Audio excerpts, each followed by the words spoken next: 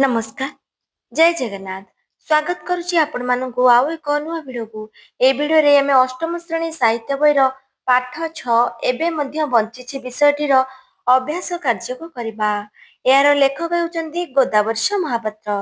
तेबे चलंतु देखिनबा यार प्रथम प्रश्न कोन अछि।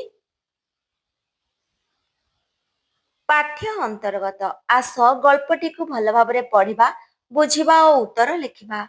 निम्नलिखित प्रश्न गुड़िकर ठीक उत्तर पाखरे तारा चिन्ह दबा। एक नंबर कौन देछि ना एबे मध्य बंचिछि गल्पर लेखक किए। ऑप्शन ले अछि गोदावरीश महापात्र, गोदावरीश मिश्र, कृपा सिंधु मिश्र, गोपबंधु दास। ताले यार सठिक उत्तर कोन हबो ना गोदावरीश महापात्र। एठी तुमे स्टार चिन्ह दबो।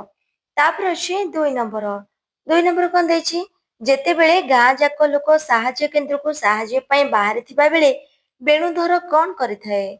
ऑप्शन ले अछि पिंडारे बसी थाए, पिंडारे एपट सेपट हेउथाए, ताପରେ ଅଛି ପିଣ୍ଡାରେ ତୁନି ହୋଇ ଠିଆ ହୋଇଥାଏ, ପିଣ୍ଡାରେ ବସି ଲୋକମାନଙ୍କୁ ଡାକୁଥାଏ। ତାହେଲେ ଏହାର ସଠିକ ଉତ୍ତର କଣ ହବ ନା ଅପସନ ସି ଏଇଠି ହବ। ପିଣ୍ଡାରେ ତୁନି ହୋଇ ଠିଆ ହୋଇଥାଏ। ଏଠି ତୁମେ ତାରା ଚିହ୍ନ ଦବ।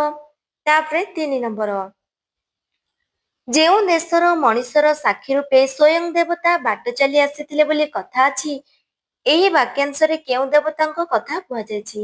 ଏହାର ଉତ୍ତର ହବ ଗୋପୀନାଥ। ଏଠି ତୁମେ ତାରା ଚିହ୍ନ ଦବ। ତାପରେ ଅଛି 4 ନମ୍ବର ସିରେଇ ସାହାଯ୍ୟ କେନ୍ଦ୍ରରୁ ଚାଉଳ ନ ନେଇ ବେଣୁଧର କଣ କରୁଥିଲା? ଅପସନ ଅଛି ଏଣେ ତେଣେ ବୁଲୁଥିଲା, ଦାଣ୍ଡ ପିଣ୍ଡାରେ ବସିଥିଲା, ସାହାଯ୍ୟ କେନ୍ଦ୍ରର ଚାରିପଟେ ବୁଲୁଥିଲା, ନିଜକୁ ଦୂରେଇ ଗଛ ମୂଳେ ବସିଥିଲା। ତାହେଲେ ଏହାର ଉତ୍ତର ହବ ନିଜକୁ ଦୂରେଇ ଗଛ ମୂଳେ ବସିଥିଲା। ଏଠି ତୁମେ ତାରା ଚିହ୍ନ ଦବ। ତାପରେ ଅଛି 5 ନମ୍ବର ବେଣୁଧର ଗଛ ମୂଳେ କେଉଁ ସମୟରୁ ବସିଥିଲା? ସକାଳ ପହରୁ, ଦିନ ଦ୍ୱିପହରୁ, ଉପର ବେଳା ଠାରୁ ସନ୍ଧ୍ୟା ପର୍ଯ୍ୟନ୍ତ। ତାହେଲେ ଏହାର ଉତ୍ତର ହବ ସକାଳ ପହରୁ। ଏଠି ତୁମେ ତାରା ଚିହ୍ନ ଦବ। ମିଳିମିଶି ଯୋଡ଼ିବା ପାଠ୍ୟ ଅନ୍ତର୍ଗତ କିଛି ବାକ୍ୟ କ ସ୍ତମ୍ଭରେ ତଳେ ଦିଆଯାଇଛି। ଖ ସ୍ତମ୍ଭରେ 2ଟି ଲେଖାଏଁ ବାକ୍ୟ ଦିଆଯାଇଛି। ତୁମ୍ଭେମାନେ ଦଳଗତ ଭାବରେ ଏହା ଉପରେ ଆଲୋଚନା କର।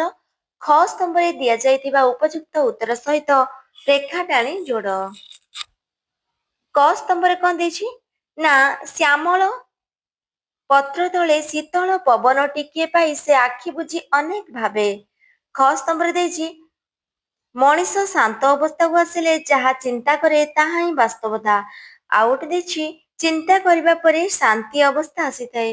ତାହେଲେ ଏହାର ଉତ୍ତର କଣ ହବ ନା ଶ୍ୟାମଳ ପତ୍ର ଗଳ ତଳେ ଶୀତଳ ପବନ ଟିକିଏ ପାଇ ସେ ଆଖି ବୁଜି ଅନେକ ଭାବେ। ଏଟା ହବ ପ୍ରଥମଟା ହବ ମଣିଷ ଶାନ୍ତ ଅବସ୍ଥାକୁ ଆସିଲେ ଯାହା ଚିନ୍ତା କରେ ତାହା ହିଁ ବାସ୍ତବତା। ତାପରେ 2 ନମ୍ବର ଅଛି କାହା ପେଟରେ ଅନ୍ନ ନାହିଁ କି କାହା ମୁଖରେ ହସ ନାହିଁ। ତାହେଲେ ଏହା କୋଉଠିକି ହବ ନା ଏଠିକି ଯିବ ଅନ୍ନ ନଥିବା ମୁହଁରେ ହସ ନଥିଲା। ତାପରେ 3 ନମ୍ବର ଅଛି ଯାହା ପାଉଛନ୍ତି ମୁଠାଏ ତାହା ସିଝେଇ ଖାଇବାକୁ ବେଳ ନାହିଁ। ତାହେଲେ ଏଇଟା କୋଉଠିକି ହବ ନା ଏଠିକି ହବ ଲୋକଙ୍କ କ୍ଷୁଧା ଅସହ୍ୟ ହେବାରୁ। ତାପରେ 4 ନମ୍ବର ବେଣୁଧରର କଥା ସୀମା ପାର ହୋଇଗଲା। ତାହେଲେ ଏଇଟା କୋଉଠିକି ଯିବ 4 ନମ୍ବର କୋଉଠିକି ଯିବ ନା ନିଜ ପରିବାରର ଦାରିଦ୍ର୍ୟତା ହିଁ ଦୁଃଖର କାରଣ। ତାପରେ 5 ନମ୍ବର ବେଣୁଧର ଦେହ ଶୀତେଇ ଉଠିଲା। ଏଇଟା କୋଉଠିକି ହବ ନା ଉଦାର ବ୍ୟକ୍ତିଙ୍କର କୋମଳ ହାତର ସ୍ପର୍ଶ ତାର ଅନ୍ତରାତ୍ମାକୁ ଛୁଇଁବାରୁ। ତାପରେ ଦେଇଛି ଖ ତୁମେ ବାଛିଥିବା ଉତ୍ତର ଗୁଡିକ ବନ୍ଧୁମାନଙ୍କ ଉତ୍ତର ସହିତ ତୁଳନା କର। ତୁମେ ଯେଉଁ ଉତ୍ତର ବାଛିଛ ତାହା କାହିଁକି ବାଛିଛ ତାହା ଆଲୋଚନା କର। ତାପରେ ପ୍ରଶ୍ନ କଣ ଅଛି ଅପର ବାକ୍ୟ ଗୁଡିକୁ ପଢ ବୁଝ ଓ ଆଲୋଚନା କର। ନିମ୍ନଲିଖିତ ବାକ୍ୟ ଗୁଡିକୁ ପଢ ବୁଝ ଓ ଲେଖ। କରେ ଅଛି କାହାର ସ୍ନେହ ପାଳିତ ଗୋଟିଏ ଗଛ ମୂଳେ ପଥର ଉପରେ ବସି ପଡି ଖାଲି ଦେଖିଲା। ତାକୁ ଦିଶିଲା ଗୋଟିଏ ପ୍ରାଚୀନ ବିରାଟ ଜାତି ହଠାତ୍ କିପରି ଭିକାରୀ ପାଲଟିଗଲା। ଉତ୍ତର କାହାର ପାଲଟିଗଲା। ଉକ୍ତ ଗଦ୍ୟାଂଶଟି ପଠିତ ସାହିତ୍ୟ ବହିର ଏବେ ମଧ୍ୟ ବଞ୍ଚିଛି ଗଳ୍ପରୁ ଉଦ୍ଧୃତ। ଏଠାରେ ଲେଖକ ଗୌରବ ଓ ମହିମା ମଣ୍ଡିତ ଓଡ଼ିଶା କିପରି ଭିକାରୀ ଜାତିରେ ପରିଣତ ହୋଇଛି ବେଣୁଧରର ଭାବନା ମାଧ୍ୟମରେ ତାହା ପ୍ରକାଶ କରିଛନ୍ତି। ବେଣୁଧର 10 ଦିନ ଧରି ସାହାଯ୍ୟ କେନ୍ଦ୍ରରୁ ଚାଉଳ ନ ଆଣି ଫେରୁଥିଲା। ତାର ସମ୍ମାନ ବୋଧ ଯୋଗୁଁ ସେ ଅନ୍ୟ ପାଖରେ ହାତ ପତାଇବାକୁ ଲଜ୍ଜା ବୋଧ କରୁଥିଲା।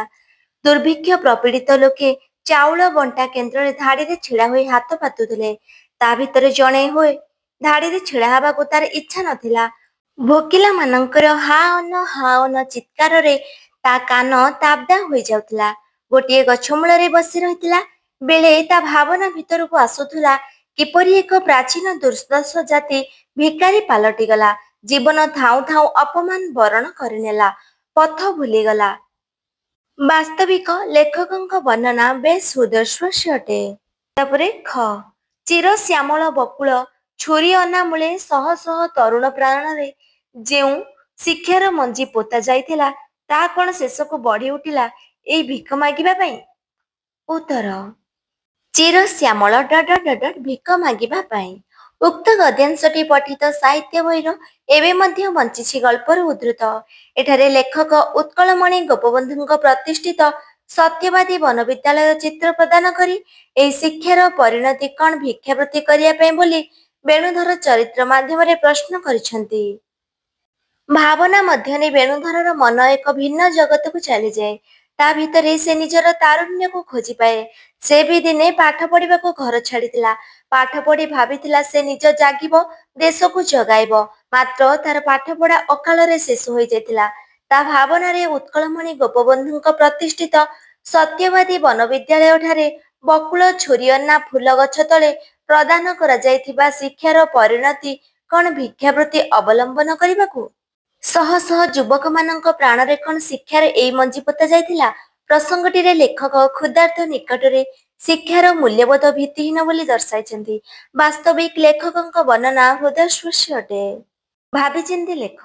ନିମ୍ନଲିଖିତ ପ୍ରଶ୍ନଗୁଡ଼ିକ ପଢ, ବୁଝ ଓ ବନ୍ଧୁମାନଙ୍କ ସହିତ ଆଲୋଚନା କରି ଲେଖ। କରିଅଛି ସାହାଯ୍ୟ କେନ୍ଦ୍ରର ପିଣ୍ଡାରେ ବେଣୁଧର ତୁନି ହୋଇ ଠିଆ ହୋଇଥିବାର କାରଣ କଣ ହୋଇପାରେ? ଉତ୍ତର ଗାଁ ଯାକର ଲୋକମାନେ ସାହାଯ୍ୟ କେନ୍ଦ୍ରକୁ ସାହାଯ୍ୟ ପାଇଁ ଯାଉଥିବା ବେଳେ ବେଣୁଧର ପିଣ୍ଡାରେ ତୁନି ହୋଇ ଠିଆ ହୁଏ। ସମସ୍ତଙ୍କ ଆଗରେ ଠିଆ ହୋଇ ହାତ ପତାଇ ମାଗିବାକୁ ବେଣୁଧରକୁ ଅସୁନ୍ଦର ଲାଗେ। ତାପରେ ଖ ବେଣୁଧର ପାଠ ପଢି କଣ ହେବା ପାଇଁ ଭାବିଥିଲା? ଉତ୍ତର ବେଣୁଧର ପାଠ ପଢି ନିଜେ ଜାଗିବ ଓ ଦେଶକୁ ଜଗାଇବ ବୋଲି ଭାବିଥିଲା।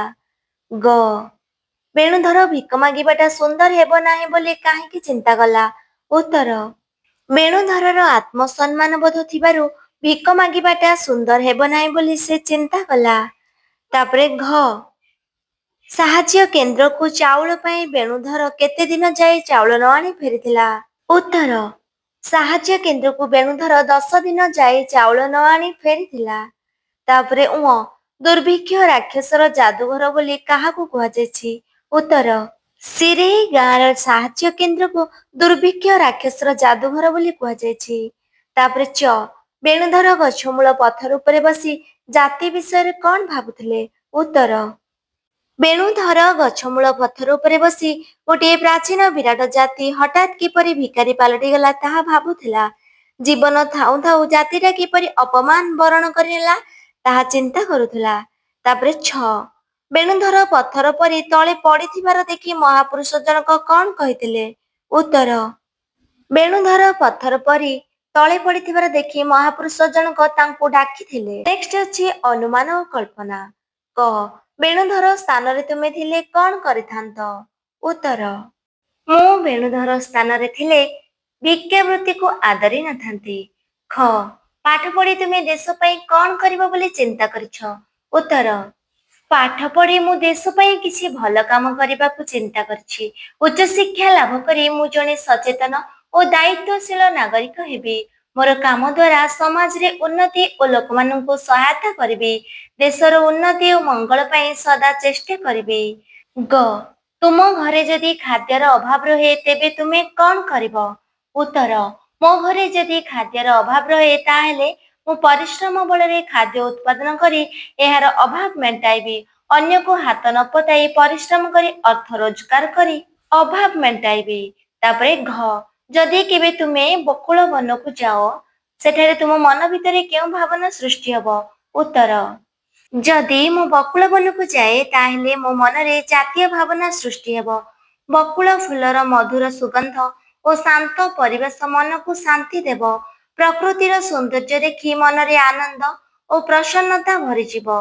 ତାପରେ ଯଦି କେବେ ଦୁର୍ଭିକ୍ଷ ପଡେ ତେବେ ତୁମେ କିପରି ଲୋକମାନଙ୍କୁ ସହାୟତା କରିବ କଳ୍ପନା କର।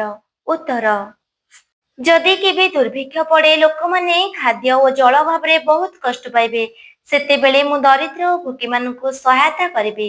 ଚାଉଳ, ଡାଲି ଓ ଅନ୍ୟାନ୍ୟ ଖାଦ୍ୟ ସାମଗ୍ରୀ ସଂଗ୍ରହ କରି ସେମାନଙ୍କୁ ବଣ୍ଟନ କରିବି।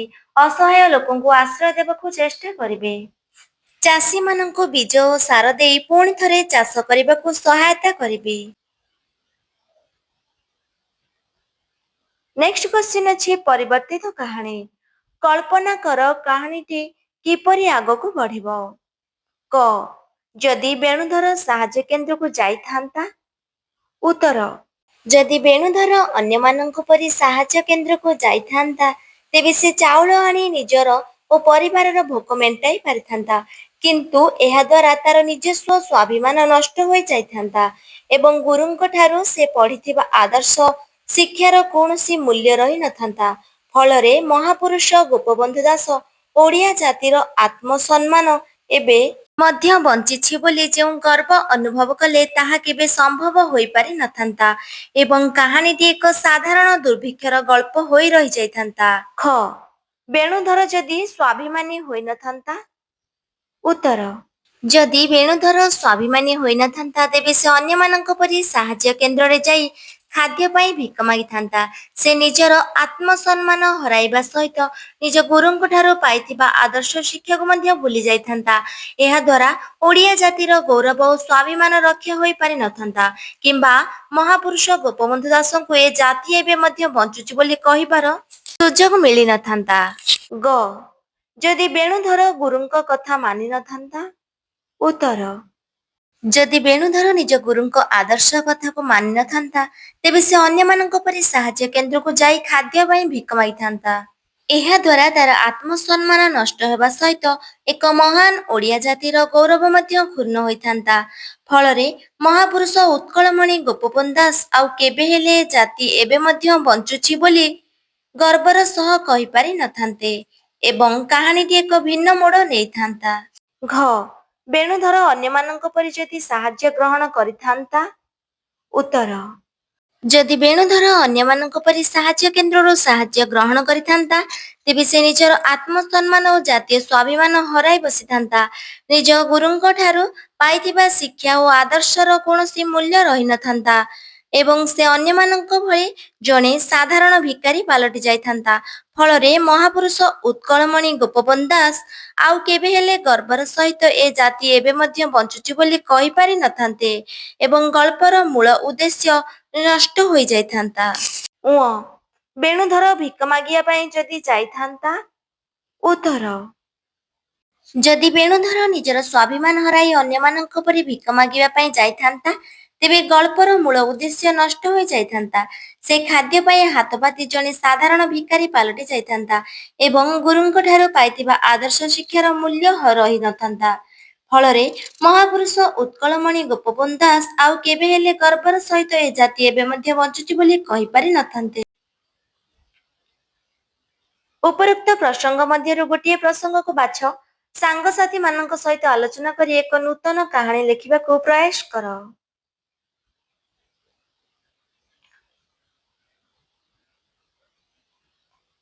ନେକ୍ସଟ କ୍ୱେଶ୍ଚିନ୍ ଅଛି ଉପଯୁକ୍ତ ଶବ୍ଦ ଚୟନ କର। ବନ୍ଧନୀ ମଧ୍ୟରୁ ଉପଯୁକ୍ତ ଶବ୍ଦ ବାଛି ଶୂନ୍ୟସ୍ଥାନ ପୂରଣ କର।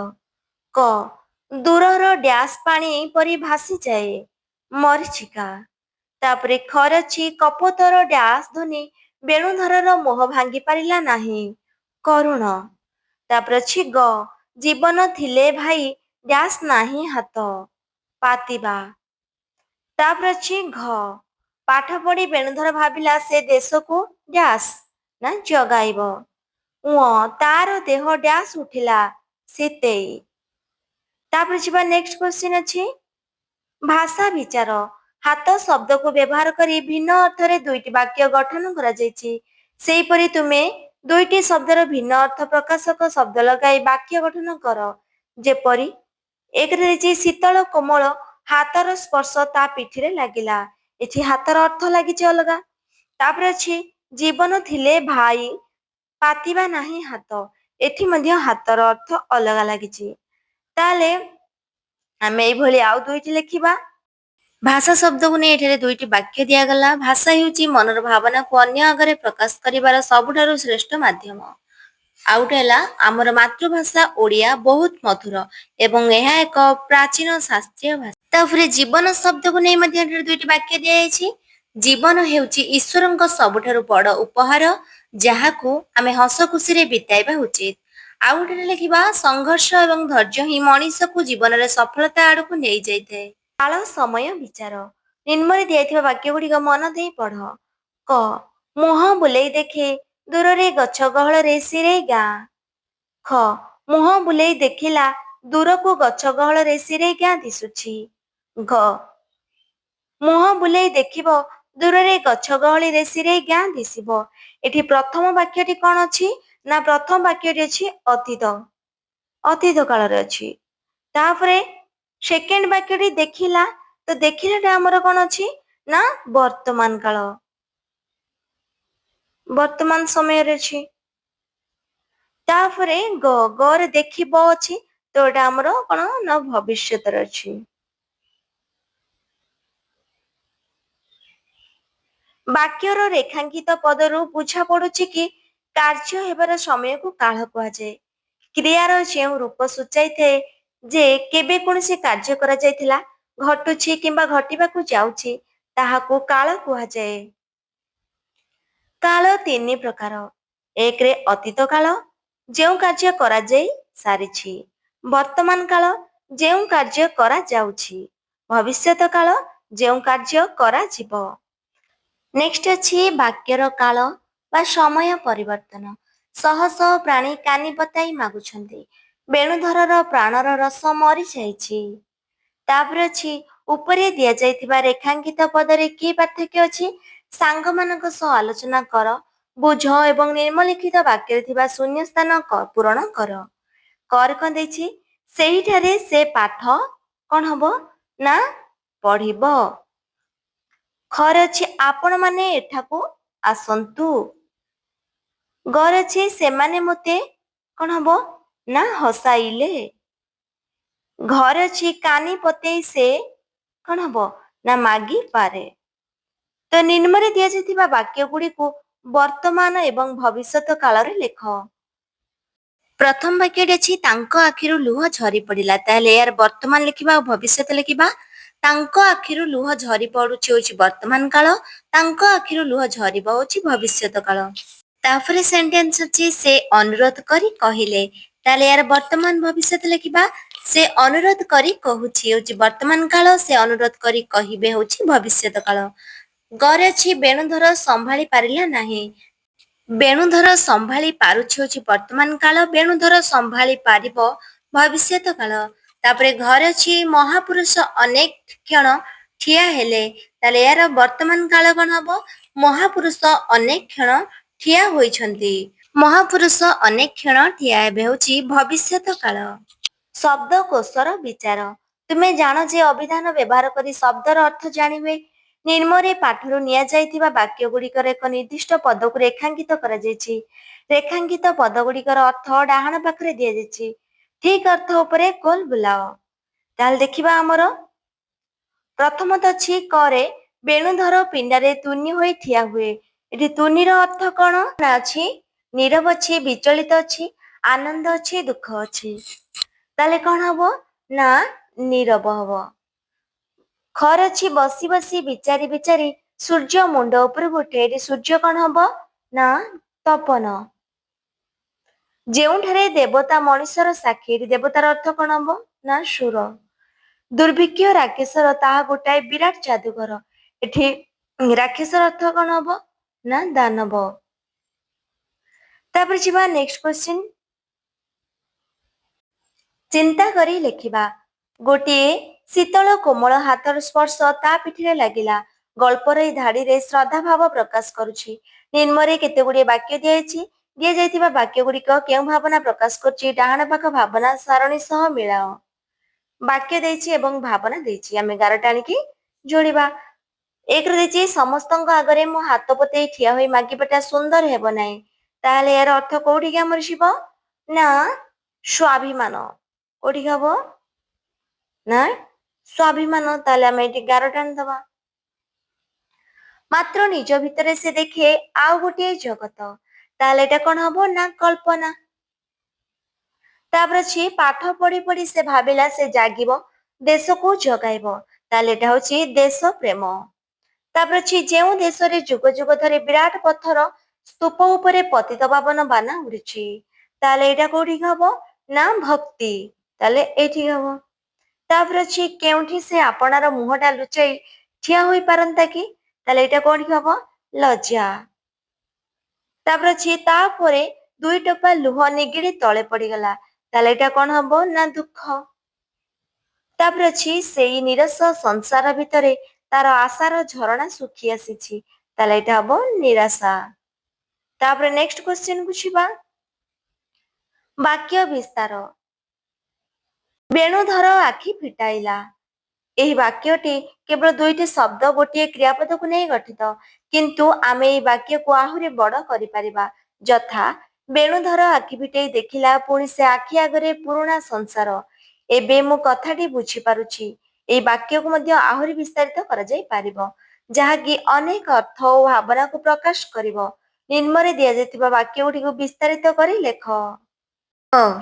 ସେ ପଛକୁ ଘୁଞ୍ଚି ଆସିଲା, ଏହାକୁ ବିସ୍ତାରିତ କରିକି ଲେଖିଲେ ହବ। ହଠାତ୍ ନିଜ ସାମ୍ନାରେ ଏକ ବଡ ବିପଦକୁ ଦେଖି ସେ ଭୟଭୀତ ହୋଇ ଦୁଇ ପାଦ ପଛକୁ ଘୁଞ୍ଚି ଆସିଲା। ଖ ତାକୁ ଦିଶିଲା। ଅନ୍ଧାର ରାତିରେ ଦୂର ଆକାଶରେ ଚମକୁଥିବା ଗୋଟିଏ ଛୋଟ ତାରା ହଠାତ୍ ତାକୁ ଦେଖାଗଲା ବା ଦିଶିଲା। ଗ ସେ ନିଜକୁ ଖୋଜିଲା। ଜୀବନର ଭିଡ ଭିତରେ ନିଜର ପ୍ରକୃତ ପରିଚୟ ଓ ଲକ୍ଷ୍ୟକୁ ପାଇବା ପାଇଁ ସେ ଅନ୍ତରର ସହିତ ନିଜକୁ ଖୋଜିଲା। ଘ ମୁହଁ ବୁଲେଇ ଦେଖେ। ପଛରୁ କିଏ ଜଣେ ମଧୁର ସ୍ୱରରେ ଡାକିବାରୁ ମୁଁ କୌତୂହଳର ସହ ମୁହଁ ବୁଲେଇ ଦେଖେ ତ ସେଠାରେ କେହି ନଥିଲେ। ତାପରେ ବେଣୁଧର ଘରକୁ ଫେରି ଆସିଲା। ସନ୍ଧ୍ୟା ହେବା ପୂର୍ବରୁ ଆକାଶରେ କଳାହାଣ୍ଡିଆ ମେଘ ଦେଖି ସେ ତରତର ହୋଇ ବେଳୁ ବେଳ ନିଜ ଘରକୁ ଫେରି ଆସିଲା। ତାପରେ କିପରି ଠିଆ ହେବ। ଗୋଡରେ ଆଘାତ ଲାଗିବା କାରଣରୁ ସେ ଏତେ କଷ୍ଟ ପାଉଥିଲା ଯେ ସେ ବିନା ସାହାରାରେ ସେଠାରେ କିପରି ଠିଆ ହେବ ବୋଲି ଭାବୁଥିଲା। ନେକ୍ସଟ କ୍ୱେଶ୍ଚିନ୍, ଦୂରାଭାସରେ ଯୋଗାଯୋଗ। କ ତୁମେ କଳ୍ପନା କର ପାଠ୍ୟ ଅନ୍ତର୍ଭୁକ୍ତ କାହାଣୀଟି ବର୍ତ୍ତମାନ ସମୟର। ବେଣୁଧର ସାହାଯ୍ୟ କେନ୍ଦ୍ରକୁ ନ ଯିବା ପାଇଁ ଜିଦି ଧରିଛନ୍ତି, କିନ୍ତୁ ତାଙ୍କର ଦାରିଦ୍ର୍ୟ ଜୀବନ ତାଙ୍କୁ ସାହାଯ୍ୟ କେନ୍ଦ୍ରକୁ ଯିବା ପାଇଁ ବାଧ୍ୟ କରୁଛି। ତୁମେ କଳ୍ପନା କରି ବେଣୁଧର ଓ ତାଙ୍କ ଦାରିଦ୍ର୍ୟ ଜୀବନ ମଧ୍ୟରେ ହୋଇଥିବା କଥାବାର୍ତ୍ତା ଲେଖନ୍ତୁ। ଉତ୍ତର। ଦାରିଦ୍ର୍ୟ ବେଣୁଧରକୁ କହିବ, ବେଣୁଧର ତୁମ ପରିବାର ଭୋକରେ ଡହଳ ବିକଳ ହେଉଛନ୍ତି, ତେଣୁ ତୁମେ ନିଜର ସ୍ୱାଭିମାନ ଛାଡି ସାହାଯ୍ୟ କେନ୍ଦ୍ରକୁ ଯାଇ ଚାଉଳ ଆଣିବା ଉଚିତ। ଏହାର ଉତ୍ତରରେ ବେଣୁଧର କହିବେ, ନା ମୁଁ ମୋ ଗୁରୁଙ୍କ ଠାରୁ ଶିଖିଛି ଯେ ଜୀବନ ଥିବା ପର୍ଯ୍ୟନ୍ତ କାହା ଆଗରେ ହାତ ପାତି ଭିକ ମାଗିବା ଅନୁଚିତ।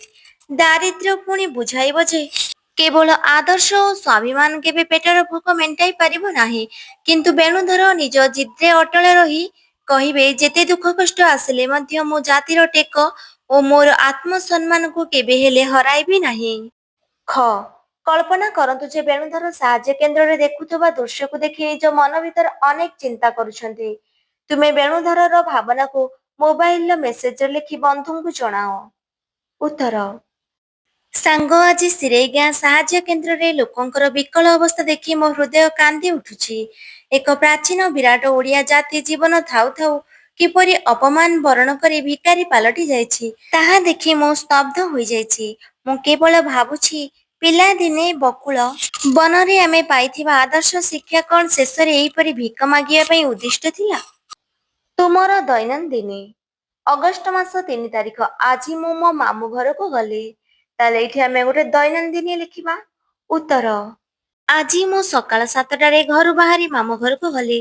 ବାଟରେ ହାଲୁକା ବର୍ଷା ହେଲା। ଗୁଳିଗୁଳିରୁ ସାମାନ୍ୟ ଆଶ୍ୱସ୍ତି ମିଳିଲା। ସକାଳ 9ଟାରେ ମୁଁ ମାମୁଁ ଘରେ ପହଞ୍ଚିଲି। ମାମୁଁ ଓ ମାଇଁ ମୋତେ ହସି ହସି ସ୍ୱାଗତ କଲେ। ସେମାନଙ୍କ ସହିତ ମୁଁ ସକାଳ ଜଳଖିଆ ଖାଇଲି। ଦିନ 12:30ରେ ମୁଁ ମଧ୍ୟାହ୍ନ ଭୋଜନ କଲି। ମାଇଁ ନିଜ ହାତରେ ଭୋଜନ ପ୍ରସ୍ତୁତି କରିଥିଲେ। ଭୋଜନ ପରେ ମୁଁ କିଛି ସମୟ ବିଶ୍ରାମ ନେଲି। ଅପରାହ୍ନରେ ମାମୁଁ ଘର ଗାଁରେ ବୁଲାବୁଲି କଲି। ଗାଁର ଶାନ୍ତ ଓ ସବୁଜିମା ପରିବେଶ ମୋତେ ଆକୃଷ୍ଟ କରିଥିଲା। ସନ୍ଧ୍ୟା 5ଟା ବେଳକୁ ଘରକୁ ଫେରିଲୁ। ଦିନଟି ସୁଖଦ ଓ ସ୍ମରଣୀୟ ଥିଲା। ଭିଡିଓ ଭଲ ଲାଗିଲେ ଭିଡିଓ ଉପରେ ଲାଇକ୍ କରି ସାଙ୍ଗମାନଙ୍କ ପାଖକୁ ନିହାତି ଭାବରେ ସେୟାର କରିଦିଅନ୍ତୁ। ଚ୍ୟାନେଲରେ ନୂଆ ଥିଲେ ଚ୍ୟାନେଲକୁ ସବସ୍କ୍ରାଇବ କରନ୍ତୁ।